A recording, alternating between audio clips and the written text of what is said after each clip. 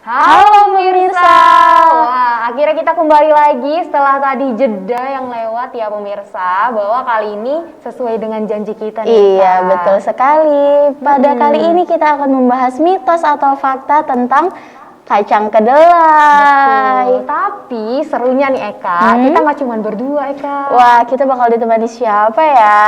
Nah, kita ada narasumber spesial nih untuk pemirsa. Narasumber ini adalah ahlinya pastinya ya, yang nanti akan menjawab pertanyaan-pertanyaan kita tentang kacang kedelai ini. Iya, betul. Langsung saja kali ya. Kita sapa narasumber Oke. kita pada kali ini. Halo, Assalamualaikum.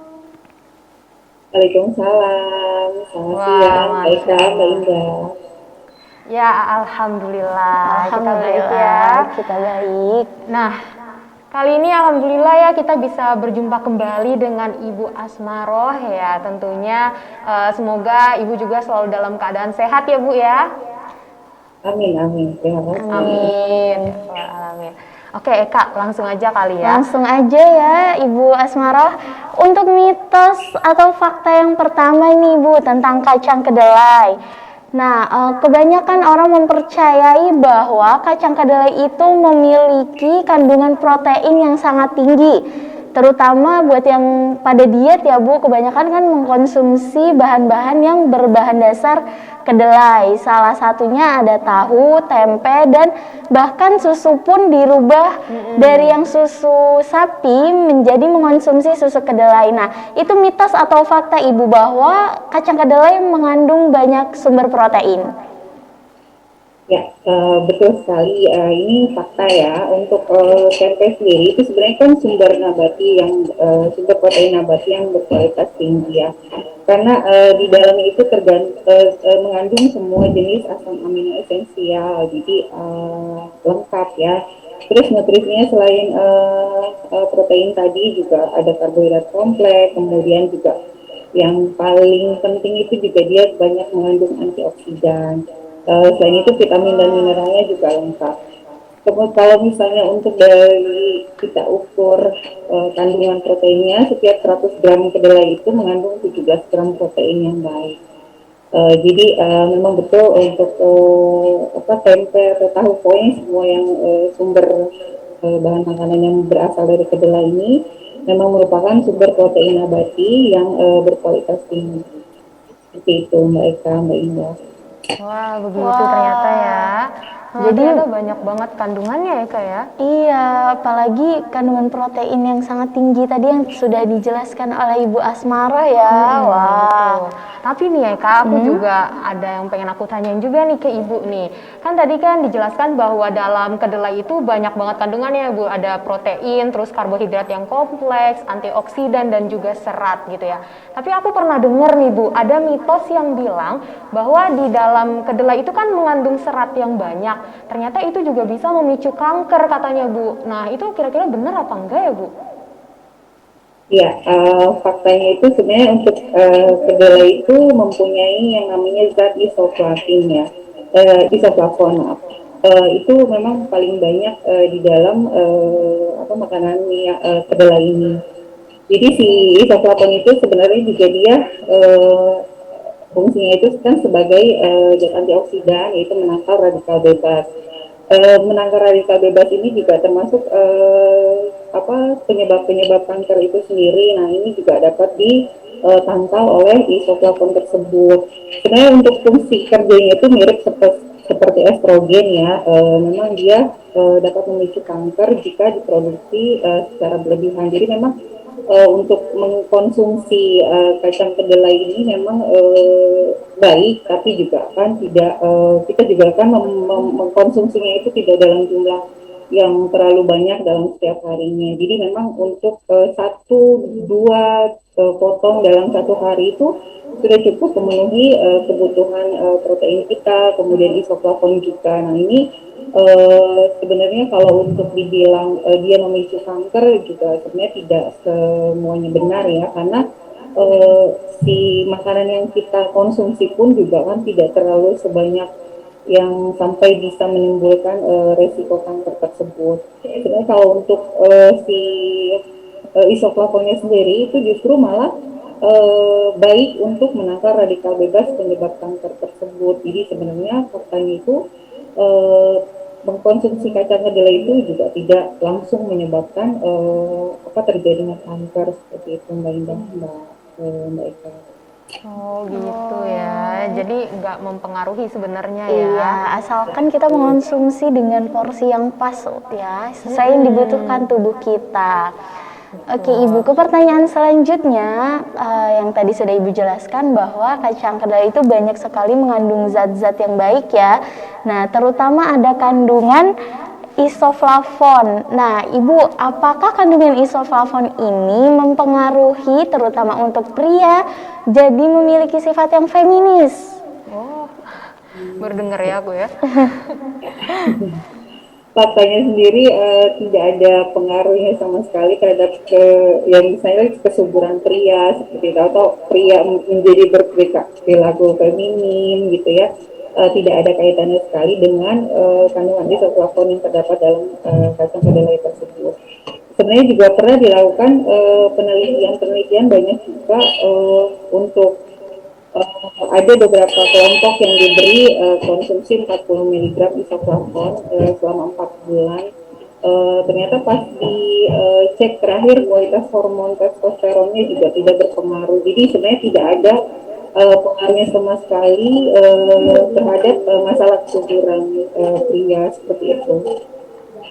Oke, berarti tidak mempengaruhi ya, dan ke hormonnya pun Iya. nggak mempengaruhi. Jadi memang benar-benar nggak ada hubungannya ya ke hormon ataupun ke perilaku ya. Aku juga baru dengar kalau misalnya bener kejadian gitu kan, Iya. gara-gara banyak makan kedelai, akhirnya membuat si laki-laki jadi feminis Feminis, gitu, iya. agak ngeri juga gitu kan. Iya, betul. Tapi ternyata nggak sama sekali, ya kan. Nah ini juga Bu, masih terkait dengan isoflavon yang ada dalam kedelai itu nih Bu.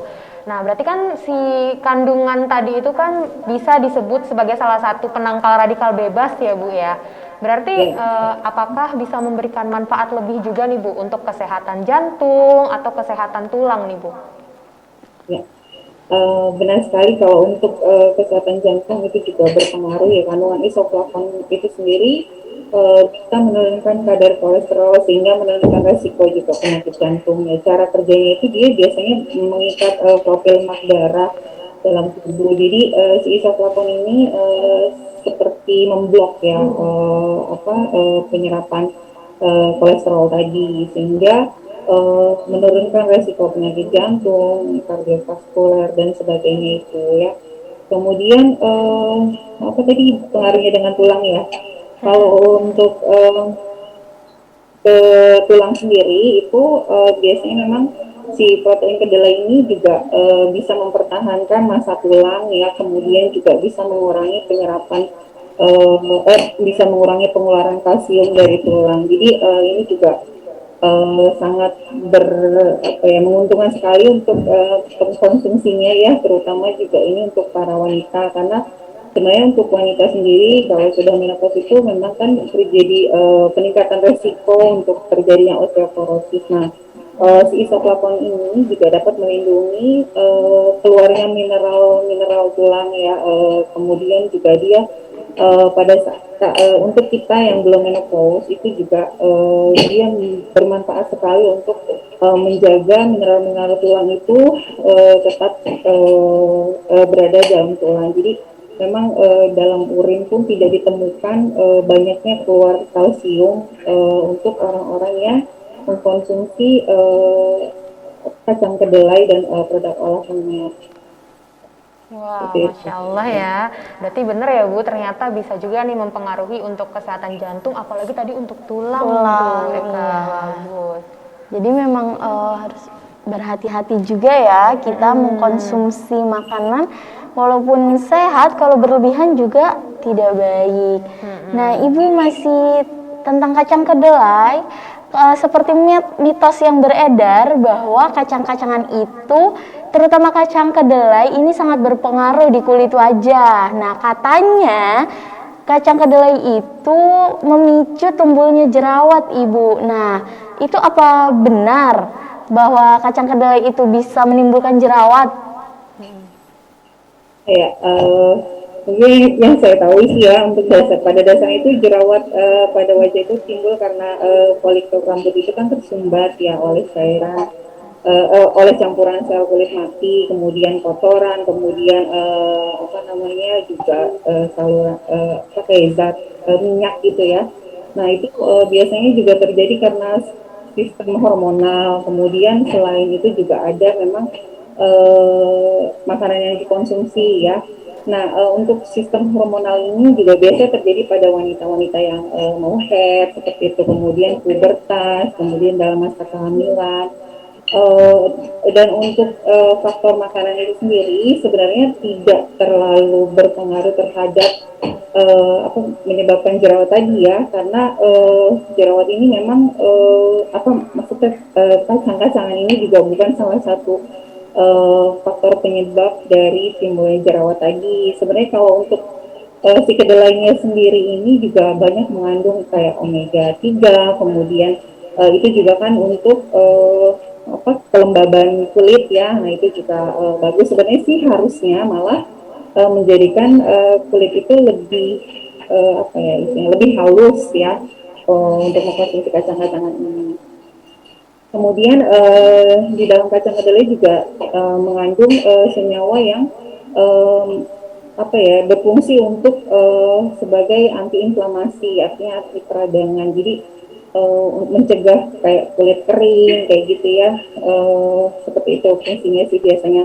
Tapi kalaupun ada beberapa orang yang mengalami jerawat setelah mengkonsumsi kacang-kacangan, nah itu biasanya akibat dari alergi biasanya, bukan karena si kacang itu memang menyebabkan apa namanya jerawat seperti itu, tapi lebih ke alergi terhadap kacang-kacangan biasanya seperti itu.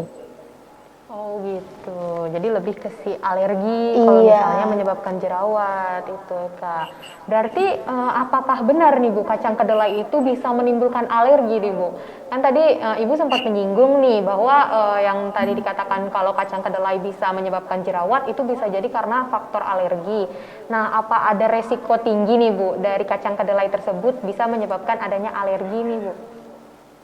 Ya, sebenarnya bisa menyebabkan terjadinya alergi untuk orang-orang tertentu misalnya ya, itu karena si apa reaksi tubuhnya itu menganggap si protein kacang ini musuh, jadi memang si kekebalannya itu melawan gitu ya.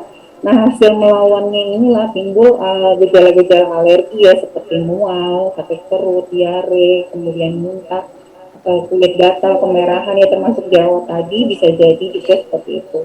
Ada juga yang bengkak-bengkak seperti itu. Nah ini tapi tidak terjadi pada semua orang ya. Ini hanya apa terjadi pada beberapa orang saja, dan ini juga bisa dimulai dari pada masa bayi.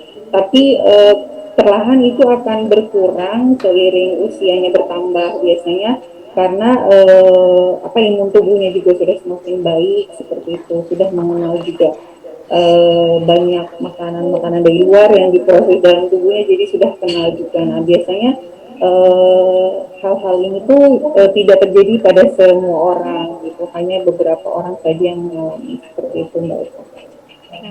Gitu Oke, ya. Ibu. Nah, terus untuk yang lansia nih Bu, kira-kira kalau mengonsumsi kacang kedelai, apa mempengaruhi daya ingat mereka dan juga dapat menimbulkan asam urat? Beberapa penelitian memang menunjukkan ya bahwa konsumsi kedelai dan zat aktifnya ini yang disebut tadi isoflavon itu memang dia baik untuk apa ya melindungi fungsi otak ya, fungsi kognitif gitu, sehingga mencegah demensia Alzheimer kayak gitu, atau biasa kita sebut pikun seperti itu ya. Nah, dalam kacang kedelai itu dia juga kan mengandung fitoestrogen ya, dan ini juga baik untuk terutama untuk para perempuan nih yang memang resikonya juga lebih besar untuk penyakit demensia tadi ya. Nah ini kalau misalnya dalam mengkonsumsi tempe itu biasanya memang disarankan untuk tidak menggorengnya dalam sampai kering banget ya gitu, sehingga ada zat aktif yang hilang. Nah ini zat aktif ini yang juga diperlukan untuk kesehatan otak tadi ya. Jadi memang ada keterkaitan antara isoflavon dan kesehatan otak gitu. Oh gitu ya, jadi ada keterkaitannya juga nih, berarti kandungan isoflavon dalam kedelai ini memang banyak ya, kadang bisa menjadi hal positif, bisa juga jadi negatif gitu ya Bu ya. Ya, karena semua itu Iya. tergantung jumlah yang kita konsumsi ya. Iya Nah untuk betul, asam tergantung urat jumlah sendiri ya. sebenarnya ya, Lagi-lagi tergantung dengan porsi gitu ya. Betul. ya, Oke, berarti ada lagi nggak nih kira-kira dari Eka yang mau ditanyakan? ya, untuk yang tadi asam urat itu sebenarnya kan kalau untuk asam urat itu juga disebabkan oleh purin ya. Sebenarnya purin itu juga diproduksi oleh tubuh kita sendiri sebanyak 70% dan 30%-nya itu berasal dari makanan yang kita konsumsi. Nah, untuk purin tersebut juga tidak melulu berada dalam kacang-kacangan sih. Sebenarnya semua jenis makanan itu juga banyak mengandung purin. Tapi memang di kedelai ini memang digolongkan untuk dia itu kandungan purinnya itu sedang. Jadi memang untuk orang-orang yang sudah mengidap asam urat itu memang akan menjadi pemberat ya, tapi bukan penyebab. Jadi memang akan memperparah saja rasa sakit atau makan sedikit pun bisa jadi sakit dan bengkak. Nah, biasanya ini untuk orang-orang yang sudah asam uratnya itu di atas batas normal yang cukup tinggi ya, sehingga menyebabkan konsumsi sedikit saja itu bisa menyebabkan nyeri dan bengkak. Jadi sebenarnya ini bisa memperberat penyakitnya, tapi bukan menjadi penyebab seperti itu. Oh begitu, wah Masya Allah ya. Iya. Alhamdulillah ini kita jadi banyak dapat informasi baru ini ya Ibu ya terkait kacang kedelai gitu ya. Iya, betul sekali. Apalagi kayak Eka sendiri ya Indah, itu kan suka banget tuh makan makanan yang dari olahan kacang kedelai kayak tahu, tempe gitu. Betul. Sekarang jadi alhamdulillah dapat banyak ilmunya ya. Benar, jadi harus sesuai porsinya juga, jangan berlebihan gitu. Nah, tapi sayang sekali nih Ibu, alhamdulillah kita sudah sampai di sesi terakhir pertanyaan tadi ya, pertanyaan terakhir dari Eka, itu menutup pertanyaan kita pada sesi kali ini nih Ibu, karena setelah ini akan ada jeda yang mau lewat nih Eka. Iya, betul sekali. Jadi kita ucapkan terima kasih banyak. Terima kasih banyak Ibu. Pada Ibu telah sempat hadir di sini untuk menjawab pertanyaan kita tentunya. Iya, terima kasih sama-sama Mbak Indah, Mbak Eka, sehat selalu. Iya Ibu, Iya sehat Ibu, selalu. sehat selalu. Ya. Oke Kak, tadi kita sudah nanya-nanya tentang kacang kedelai ya kepada narasumber Iya, spesial kita. betul. Tapi setelah ini kayaknya kita masih ada satu segmen lagi nih Kak. Wah, yang tentunya segmen kali ini kita bakal ngajak netizen, ngajak pemirsa yang ada di rumah untuk muter-muter daerah mana ya kali ini? Kayaknya deket deh, deket dari tempat banget kita pastinya. ya. Deket pokoknya. Makanya pemirsa tetap stay terus dan jangan kemana-mana tentunya, tetap di Etalase Indonesia.